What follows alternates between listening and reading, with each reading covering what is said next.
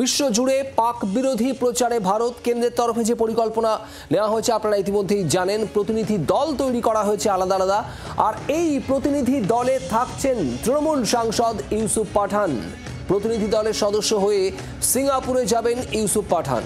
Singapore সহ একাধিক দেশে ইউসুফ পাঠান যাবেন। 7টি প্রতিনিধি দল তৈরি করা হয়েছে এবং এই 7টি প্রতিনিধি দলে থাকছেন মোট 44 জন সাংসদ বিভিন্ন দলের। শ্রেয়সী গঙ্গোপাধ্যায় আমাদের প্রতিনিধি রয়েছেন আমাদের সঙ্গে। শ্রেয়সী, তৃণমূল কংগ্রেসের তরফে সাংসদ ইউসুফ পাঠান, তাকে নেওয়া হয়েছে এই প্রতিনিধি দলে। সিঙ্গাপুর যাচ্ছেন, কি খবর রয়েছে? আর দেখো, গ্রুপ 3 যে টিমটা প্রকাশিত হয়েছে, সেই যে টিমটা মূলত Indonesia, Malaysia, Republic of Korea, Japan এবং সিঙ্গাপুরে যাবে, সেই টিমে যে 9 জন মেম্বার রয়েছে তার মধ্যে কিন্তু ইউসুফ পাঠানেরও নাম রয়েছে।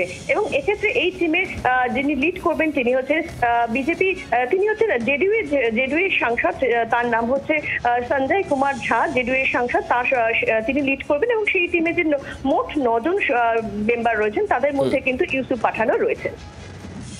শ্রেয়সী, ধন্যবাদ। সিঙ্গাপুরের পাশাপাশি মালয়েশিয়া, জাপান সহ আরও একাধিক দেশে যাবে এই প্রতিনিধি দল, যেখানেই থাকছেন তৃণমূল সাংসদ ইউসুফ পাঠান। বাংলার আওয়াজ, বাঙালির আবেগ, জি 24 ঘন্টা।